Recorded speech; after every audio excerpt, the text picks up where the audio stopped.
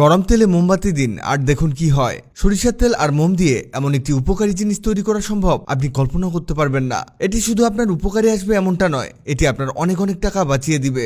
যে জিনিস কিনতে আপনি হাজার হাজার টাকা খরচ করেন, সেই জিনিস তৈরি হবে শুধুমাত্র কটি মোমবাতি আর কিছুটা সরিষার তেলে। তাই জেনে রাখুন, অবশ্যই কাজে আসবে। সর্বপ্রথম আপনাকে নিতে হবে মোমবাতি। এখানে আমরা একটি মোমবাতি নিয়েছি। এই মোমবাতিটিকে গুঁড়ো করতে হবে। এজন্য আপনি একটি ছুরির সাহায্যে এভাবে আলতো করে ঘষা মারলেই দেখবেন মোমের গুঁড়ো বেরিয়ে আসছে। ভুলেও আবার মোম মোটা করে গুঁড়ো করবেন না, মানে হাত দিয়ে বড় বড় করে ভাঙবেন না। এই দেখুন, আমাদের এমন মিহি লাগবে। এবার একটি টেবিল চামচের মধ্যে এই মোমের গুঁড়ো তুলে নিব। এখানে খেয়াল রাখবেন, সবগুলো কিন্তু মেপে মেপে নিতে হবে। এই দেখুন, এখানে 1 টেবিল চামচ মোম গুঁড়ো নিয়েছি। এখানে আপনারা অবশ্যই স্টিলের বাটি ব্যবহার করবেন। এবার লাগবে সরিষার তেল। এখানে আপনারা খাঁটি সরিষার তেল ব্যবহার করবেন। যদি পারেন ঘানি ভাঙা সরিষার তেল এতে দিবেন। এখানে আমরা সরিষার তেল 1 টেবিল চামচ পরিমাণ দিয়ে দিচ্ছি। এরপরে লাগবে নারকেল তেল। নারকেল তেল হিসেবে এই প্যারাশুট তেল দিচ্ছি।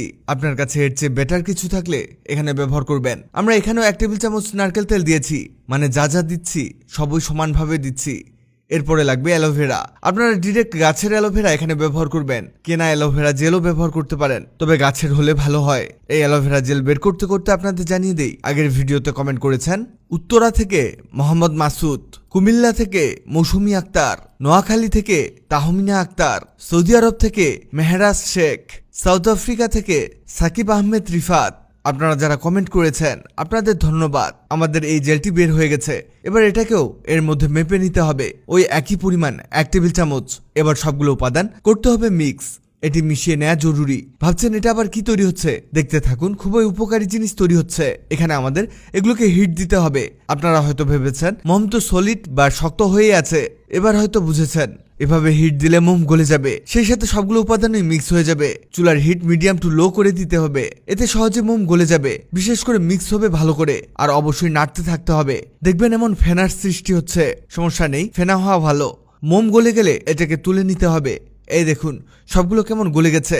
এই অবস্থাতে কিছুক্ষণ রেখে হালকা কিছুটা ঠান্ডা করে নিতে হবে। ঠান্ডা হয়ে গেলে একটি বক্সের মধ্যে এটাকে ট্রান্সফার করে দিতে হবে। এবারে ঢাকনা লাগিয়ে দিয়ে ঠান্ডা পানির মধ্যে রেখে দিন, মানে আমরা চাচ্ছি এটা আরো জমাট বাঁধুক। আপনারা বানানোর সময় যদি জমাট না বাঁধে, সেক্ষেত্রে মোমের পরিমাণ আরো বাড়িয়ে দিবেন, এতে দ্রুত জমাট বেঁধে যাবে। এই দেখুন, এমন হবে। দেখুন, একেবারে কাজের কাজ হয়েছে, তৈরি হয়ে গেছে আমাদের পা ফাটার ক্রিম বা ভ্যাসলিন। এটা ব্যবহারের কিছু নিয়ম আছে। প্রথমে আপনার পা পরিষ্কার করে ধুয়ে আপনি চাইলে একটি স্ক্রাবার দিয়ে স্ক্রাব করে পায়ের ময়লাগুলো দূর করে দিতে পারেন। এরপরে আমাদের তৈরি করা ভ্যাসলিনটিকে ভালোভাবে 2 পায়ে লাগিয়ে নিতে হবে। এভাবে 4 দিকে লাগিয়ে নেবেন। এরপরে পা মোজা পরে ফেলবেন। এভাবে আপনি সকালে একবার ব্যবহার করবেন আর রাতে একবার ব্যবহার করবেন। দেখবেন আপনার পা সফট, কোমল আর পা ফাটা খুব দ্রুত, মানে কিছুদিনের মধ্যে দূর হয়ে গেছে, আর আপনার পা হয়ে গেছে সফট এবং স্মুথ। তবে এটা ভুলেও হাতে বা মুখে লাগানো যাবে না। ভিডিওটি অনেকের উপকারে আসতে পারে, তাই ভিডিওটিকে শেয়ার করুন। আপনি পৃথিবীর কোন জায়গা থেকে ভিডিওটি দেখছেন কমেন্ট করুন, যাতে পরবর্তী ভিডিওতে আপনাকে ধন্যবাদ জানাতে পারি। ভিডিওটি ভালো লাগলে লাভ রিঅ্যাক্ট দিন, খারাপ লাগলে হা রিঅ্যাক্ট দিন। এমন সব তথ্যবহুল ভিডিও পেতে ন্যাচারাল বিউটি হ্যাক্সকে লাইক ও ফলো দিয়ে রাখুন।